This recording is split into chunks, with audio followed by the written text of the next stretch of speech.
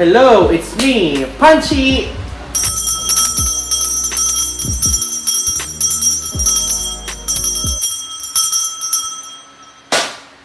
Alright, so today magre-review tayo nito. Tudun! Ito yung 304 stainless steel food storage rice dispenser metal bucket large capacity storage. So binili ko ay 12 liters, 8.5 kilo yung kaya niya, 788 pesos. So ganyan yung kanyang itsura. Ayan. Lagayan ng bigas. Ayan. Marami siyang sizes. So, ilalagay ko yung link sa description box down below kung saan nyo ito mabibili. So, yeah, buksan na natin siya and check natin kung maganda ba yung quality. Let's go! Ayan. So, ito na siya. Again, ganito yung kanyang itsura. Binili ko is 12 liters, 8.5 kilograms, 788 pesos. Link will be on the description box. So, stainless steel siya, lagayan ng bigas. Kasi napanood ko sa TikTok yung sa feng shui, wag raw lalagay yung bigas sa plastic. So, it's either stainless, instead, wag raw lagay sa plastic. So, instead, ang gagamitin ko ay stainless steel. Kasi kapag glass, kilala ko sarili ko, mababasag ko yun. So, ito yung pinili natin. Ayan. Nakabalot naman siya sa what do you call this? Ooh! Nakabalot siya sa, sa bubble wrap at meron pa siyang ganyan. Super, na siya. Super protected na kanyang, kanyang peg. Gunner. Wait. Paano ba ito lalabas? Wala, tumurog na siya, sis. Tumutunog siya. Kinda effort. Kasi gagamitin ko ulit yung lagayan. Itong plano. That's why I'm not destroying it. Kasi gagamitin ko pa siya ulit. Pero nasira na siya. Wala. Ang hirap! Ang effort naman ito. Nakadikit pa kasi ng scotch tape. Hindi na lang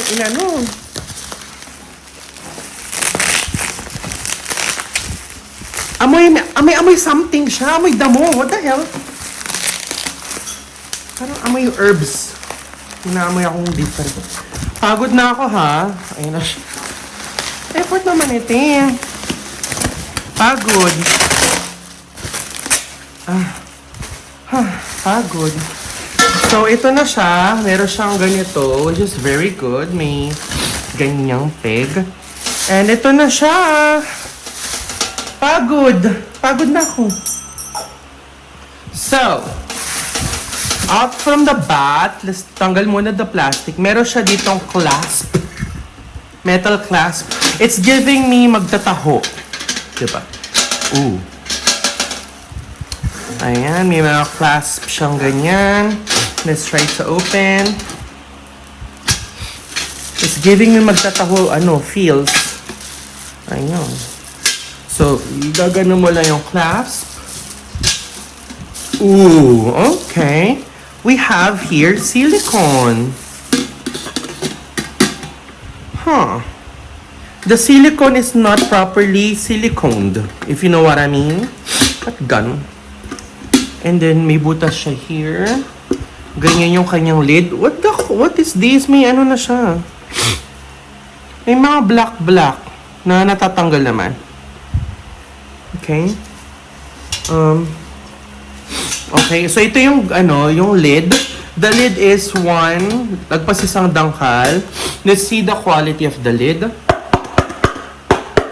It's matigas and it's thick. I can see that it's very thick. Okay, but what I noticed, the silicone is like this. But ganito yung silicone, hindi siya nakadikit ng ganyan.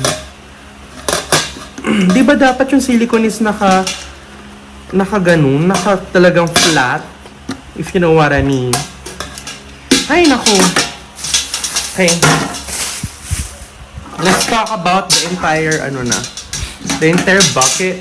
Ooh, what's this? May zip tie. And to? Oh, it's luma. It looks very luma, this one.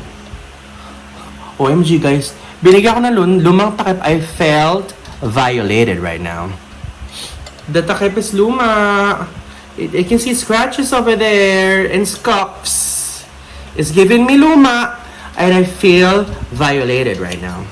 Kinda rude. Very rude. But this bucket is like this. It's very makapal, ha? I'm gonna say, it's makapal. Makapal siya. Makapal. And it's malalim. 1, 2. Tagpas yung sandang call. Yeah. And it says here, may 15 centimeters, 20 centimeters, 23 centimeters. Meron siyang sukatan there. And this is only good, siguro 5 to 8 kilos. SUS 304. I can see black marks na natatanggal. This one looks new. This one looks new. This one is used. And, meron siyang, screw here na we can remove, I suppose. Pero, ba't ganito is very rude? Why are they giving me, lumang takip? I felt violated. Nakakaloka. Ba't ganun? I felt violated talaga, honestly. I'm not kidding. Violation is the key. And also this, let me try to fix muna this one. Kasi nababother ako. Ba't di siya naka-flush? Na naka-ilalim, nakababang ganun. Masyadong malaki yung ring. What the hell? Ay, malaki yung ring, oh. That's why it's not flushed. See?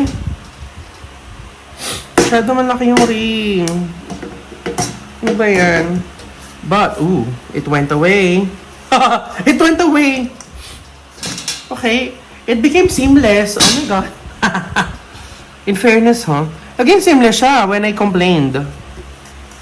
Okay, I'm not violated na in here, but this one, I'm violated. Nasaan na yun? Nakakainis, ba't ganun?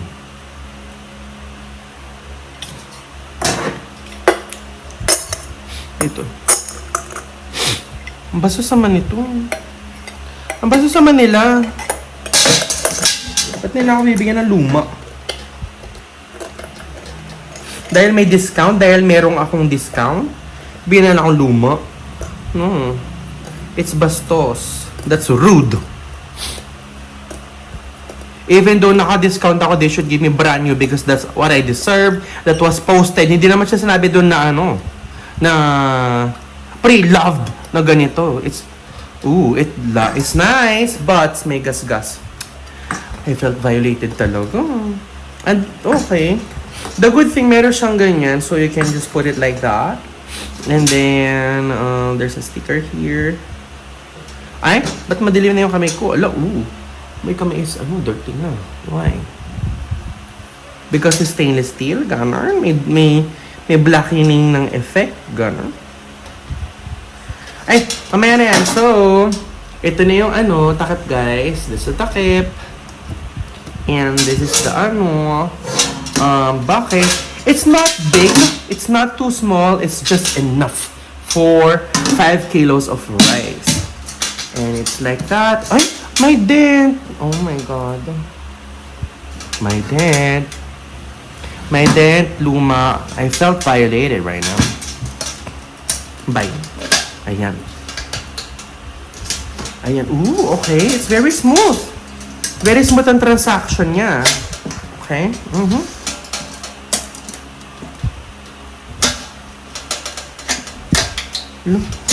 Ayan.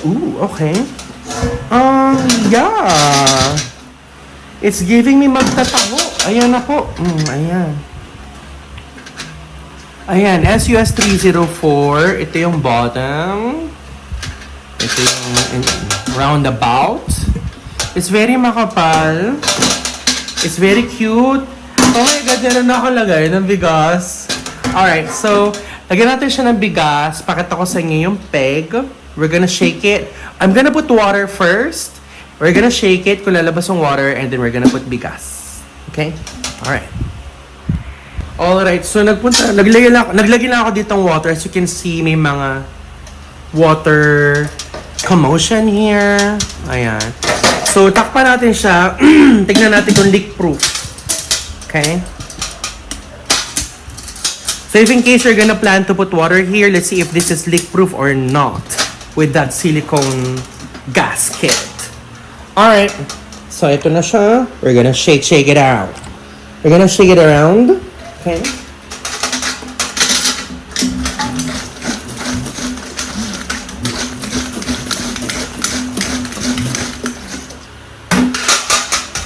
No water came out. Alright. Okay, so gasan ko siya, lagyan ko na ng bigas. Ayun, so tapos na natin i-review at in-box itong stainless steel na lagayan ng bigas. As you can see, hinugasan ko na siya. Mamaya ako nalalagyan ng bigas. Ayan. So again, nabili ko siya online. This is around 799 pesos yung 788 pesos yung 12 liters or 8.5 kilos. So 8.5 kilo pwede dito. Normally 5 kilos lang na mabili natin bigas. So yeah, dito nalagay yung bigas. And the good thing with this, it's very makapal. As you can see, tigas. And swerte raw. Kasi wag raw ilalagay yung rice sa plastic. You have to put it on metal, or you have to put it on ceramic, or you have to put it on glass. Since yung dalawa is nababasag, this one is not, I will go for this, and I love stainless steel. And the good thing with this, meron siyang metal gasket na super airtight yung inyong mga bigas para wala kang makikita mga bugs, mga insekto inside. So yeah, ayun lang. Ito yung ating munting review ng ating lagayan ng bigas. If you're interested, link will be in the description box down below. Thank you so much for watching my vlog, and I love you guys. Bye-bye. Mwah!